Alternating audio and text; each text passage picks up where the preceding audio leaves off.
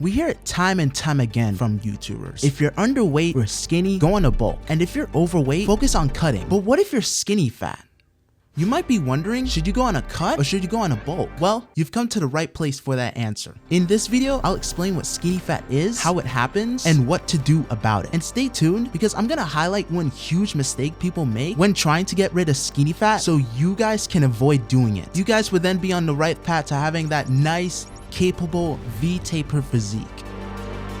Also, quick shout out to my man Layton from Dallas, Texas. This is a fan of mine that I met in South Carolina and he requested for this video. I know it's been a long time coming, but the video is finally here. So what is skinny fat? Skinny fat can be described like this: the lack of muscle definition on your body. And while you may not even look overweight, you still look like you have a bit of pounds that you can lose. All these factors can contribute to a physique that looks sort of skinny when in normal non-slimming clothing, but without a shirt on, you may look a bit pudgy because of that protruding belly. Now, there are a couple ways people may end up skinny fat, but the number one most common reason people end up skinny fat is that they try to focus too much on the scale. They just want the number on the scale to go down. Many people who start their weight loss journey aim to lose as much weight as possible. They often rely on heavy cardio and strict dieting to reduce their weight. This approach can be counterproductive. Scientific research has shown that excessive amounts of cardio with a severe caloric restriction without resistance training can lead to a significant loss of muscle mass along with minimal fat reduction. This muscle loss can result in the skinny fat appearance, where the body is relatively low in muscle mass but also has a higher percentage of body fat. Now, some of you skinny fat people out there may be saying to yourselves, but Amarian, I go to the gym and I lift weights too.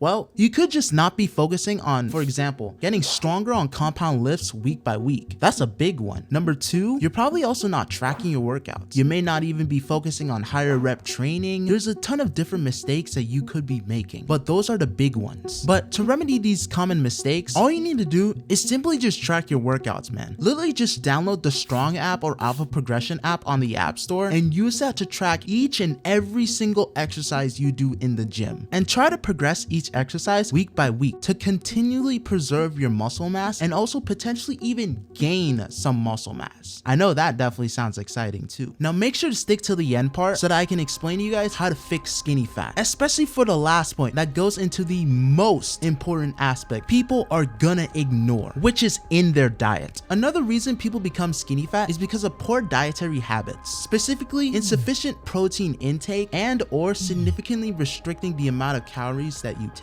Consuming a diet low in protein can hinder muscle maintenance and growth. Research by Patton Jones highlights the importance of dietary protein in preserving muscle mass during weight loss, especially when combined with resistance training. And when going on a weight loss journey, you need to eat less calories than your body burns. Now, you shouldn't significantly restrict the amount of calories that you eat because doing so can then just result in more muscle being burned than fat. Now you might be saying to yourself, Omarian, I know where I went wrong. How can I fix this skinny fat? And this is where I got you now. But first, I just gotta ask, if you have made it this far into the video and I have provided value, please like the video. And if you want more content like this to help you achieve your most aesthetic physique, consider subscribing and leave me a comment on what may have tripped you up while on your fitness journey. For step one is to focus on having a good resistance training routine. I cannot stress this enough. Having a good resistance training routine, as obviously I've said in the earlier part of the video, is that it's gonna help you maintain muscle mass and potentially even grow muscle mass, depending on, of course, what I'm about to say later, okay? Make sure to stick to the same routine for at least 3 months without switching out the workouts. This can then help you make sure that you are making progress week by week, month to month. A good gym plan, especially with a good emphasis on the V-taper muscles, the shoulders and the back, is a must. I believe all of you guys should all have a gym membership, as this is truly one of the best investments you can make in your life. Now the second step is to lower the amount of cardio that you are currently doing, especially if it is steady state or you are already doing some kind of sport. Basically, my point is that you should mainly be focusing on resistance training, aka weight training, instead of cardio, as doing too much cardio can lead to you losing strength gains and then sadly losing muscle. So what I like to do and what I think you guys should do is do your weightlifting routine first. If you're gonna do a cardio session,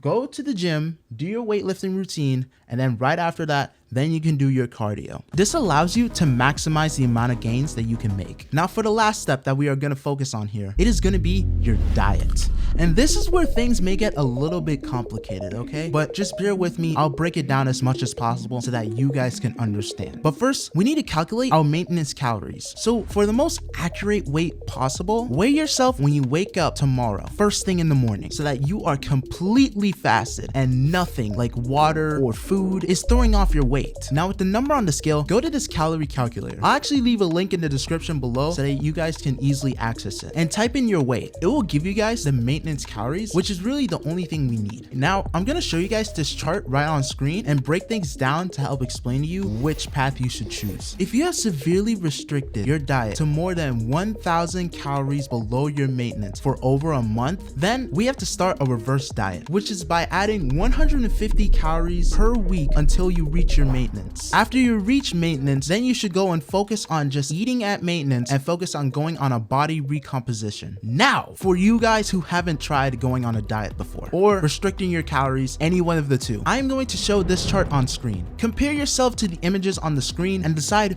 where do you fit in terms of your body fat percentage. If you have a high body fat percentage, aka a body fat over 15%, then you should focus on eating with a 20% calorie deficit till you get your body fat below 15% for men and 20% for women. Once you get it to below those numbers, then you can go on a lean bulk. Now, if you have an average body fat percentage and have been training for less than 2 years or taking a good break from training, you will be going on a body recomposition, which means you'll be eating at your maintenance levels of calories. Now finally, if you have been training for over 2+ years, then that means that you're gonna go on a bit of a calorie surplus, aka a bulk. Now for the macronutrient breakdown. For the amount of protein that you should be aiming for, you should aim for about 0.8 grams to 1.2 grams of protein per pound of body weight, aka 1.6 to 2.2 grams per kilogram of body weight. Adequate protein is essential for muscle recovery and growth. Now onto carbs. For cutting, aim for around 1.5 grams to 2 grams per pound of body weight, or aka 3 to 4 grams per kilogram of body weight. For lean bulking and recomposition, on the other hand, aim for around 2 to 3 grams per pound of body weight. Carbs are crucial for providing you energy during your workouts. Now for the amount of fats that you should be eating, aim for around 0.3 to 0.4 grams per pound of body weight, or aka 0.6 to 0.8 grams per kilogram of body weight. Fats are important for hormone production and overall health. All macronutrients are important. Protein supports muscle growth and repair. Carbohydrates fuel your workouts and daily activities, while fats, on the other hand, help with hormone regulation and nutrient absorption. So with all of these tips combined, I hope you guys can then solve your skinny fat problem. If you want to work one-on-one with me, Omarion, to help you build your most aesthetic physique, click the link in the description below and book a free one-to-one consultation call with me. This is Omarion,